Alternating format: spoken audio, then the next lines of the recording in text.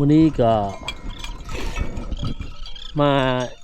หยาบเบ็ดคนเดียวพี่น้องเลยเพราะว่า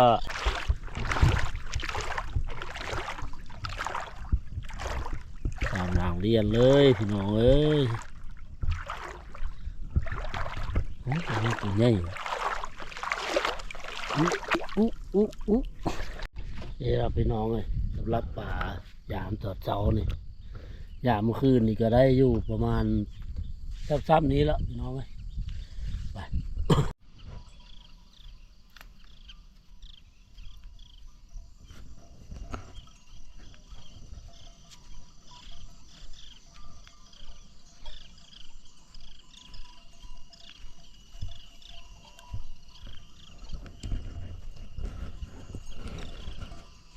สบายดี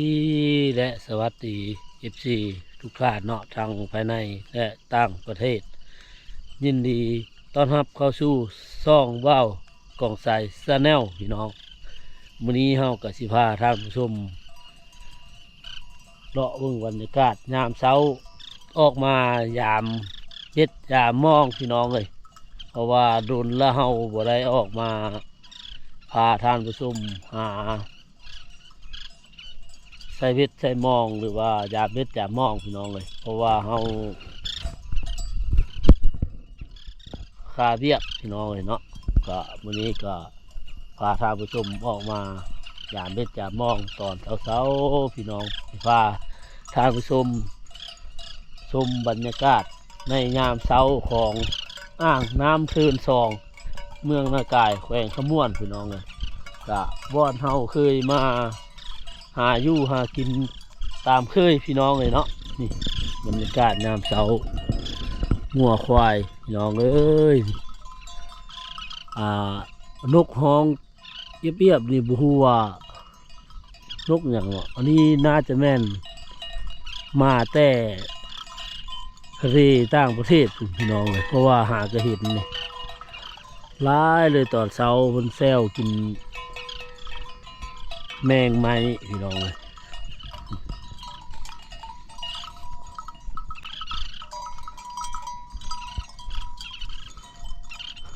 วันนี้ก็มาหยาบเบ็ดคนเดียวพี่น้องเลยเพราะว่าช่วงนี้นายพราน3-4นายพรานก็ไม่ค่อยว่างพี่น้องเลยเพราะว่ากะเกี่ยมเห็ดให้เห็ดหน้าพี่น้องเลยปลูกบนต้นแล้วก็เอาตะกร้าตะมุ้งพี่น้องเลยเพราะว่าเกี่ยมเห็ดหน้าปีของชาวบ้านของหมู่เฮาเนาะพี่น้องโอ้หลายดีนกเลยบรรยากาศฝนคือจะตกพี่น้องเอ้ย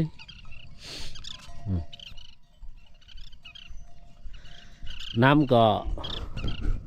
อยากบุกลงแล้วพี่น้องเลยว่าช่วงนี้เพิ่นเร่ง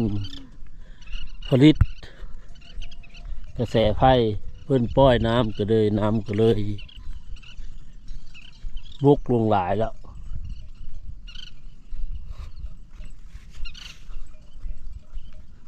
มื้อนี้เราสิพาท่านผู้ชมยามเบ็ดเฮาใส่เนื้อปลาอีดพี่น้องเลยเนื้อปลาอีดนี่ก็ปกติเฮาใส่ก็ได้ปลากดปลาข้อปลาลูกปลาสูดก็กินอยู่พี่น้องแต่เฮาบ่ฮู้ว่ามื้อนี้เฮาสิหมานอยู่บ่เนาะให้ท่านผู้ชมติดตามเบิ่งนำกันพี่น้องเอ้ย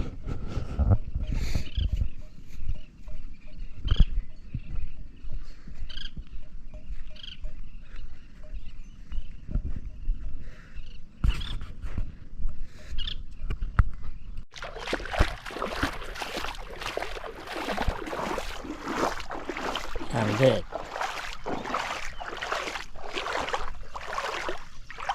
รอดพี่น้องเอ้ย หลังที่สองเป็นเล็กน้อยเด้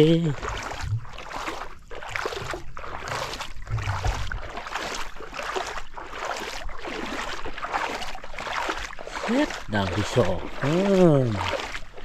นี่พี่น้องเลยปรากฏโอ้ตายแล้วตัวน้อยละพี่น้องดังที่สามเอาแล้วน้องเลย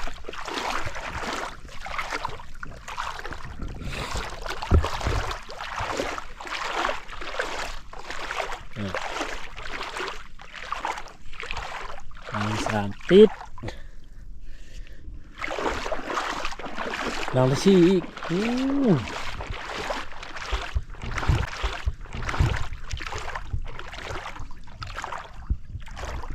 ตามหลังเรียนเลยพี่น้องเอ้ยตัวนี้ตัวใหญ่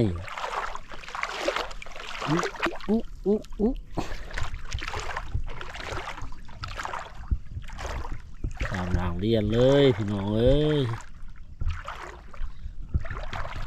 ตัวนี้ตัวใหญ่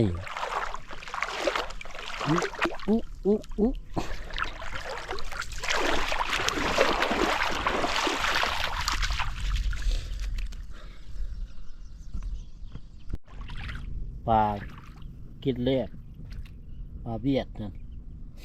เริ่มตายแล้วพี่น้องเลยเพราะว่าแต่ละปีน้ำแห้งแบบนี้หนึ่งมาปลาแกงก็มักตายจากน้อยนี่เห็นเลยผู้เปื้อมัดพี่น้องเลยก็ฮู้ว่าสาเหตุมันน้ำแห้งหรือมันขาด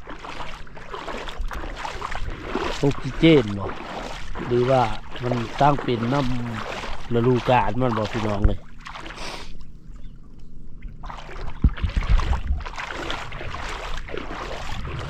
ถ้าท่านใดมีความรู้ด้านการประมงการป่านี่ช่วยคอมเมนต์บอกเบ้าของใส่เนี่ยพี่น้องเอ้ย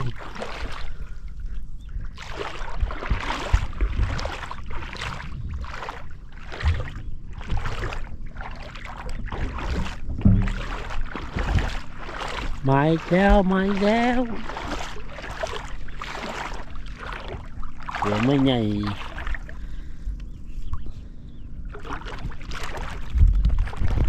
นี่เราพี่น้องเลยสำหรับป่ายามตอดเช้านี่ยามเมื่อคืนนี่ก็ได้อยู่ประมาณซ้ำๆนี้แล้วพี่น้องเลยไป วันนี้เอาสิพาท่านผู้ชมกลับบ้านก่อนพี่น้องเลยก็ขอขอบใจที่ท่านผู้ชมและ FC ที่ติดตามเป้าของใสมาฮอดคลิปนี้เนาะพี่น้องเนาะก็ช่วงต่อไปนี่ก็ภาคท่านผู้ชมและ FC ติดตามเป้าของใสไปน้ำกันเพราะว่าช่วงนี้จะหาอยู่หากินหาไส้เวทปลากดนี่ถือว่ารับแดกแล้วช่วงนี้เพราะว่าช่วงนี้ปลากดจะกินเม็ดพี่น้องเลยคันเป็นเนื้อกับเนื้อปลาอีดปลาน้อยๆพี่น้องเลยก็ขอขอบใจท่านผู้ชมอีกครั้งหนึ่งเนาะสำหรับ EP นี้ขอกล่าวคำว่าสบายดี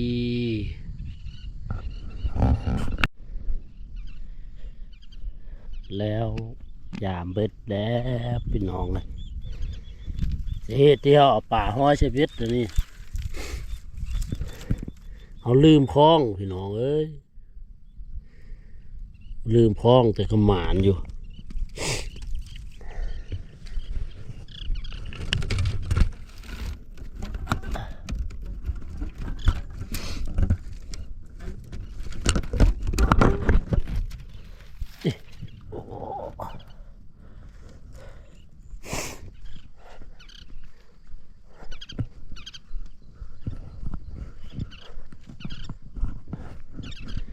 วันนี้จะกลับบ้านพี่น้องเอ้ยดีใจสวายแล้วยังบ่ทันเลิกอยู่นกนี่พี่น้องเอ้ย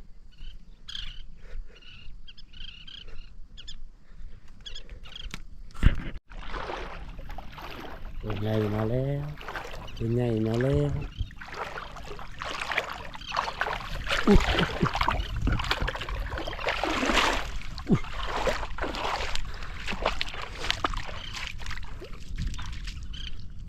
ถ้าซ้ำนี้นี่ได้ละประมาณ2-3 โล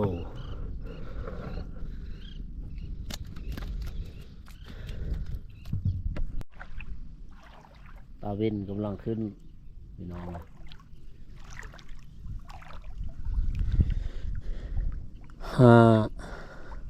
8 9ด่างได้4 แต้มแล้วพี่น้องเอ้ยแต่เสียดายป่ามันเล็กน้อยพูดพี่น้อง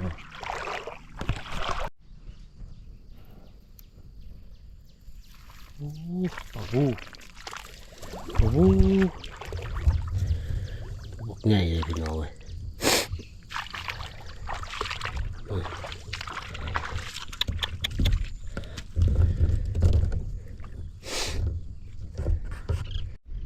โอ้ลูกพี่น้องเลยวิดจนคลอดรูดก่อนเพราะว่าคืนนี้อากาศลม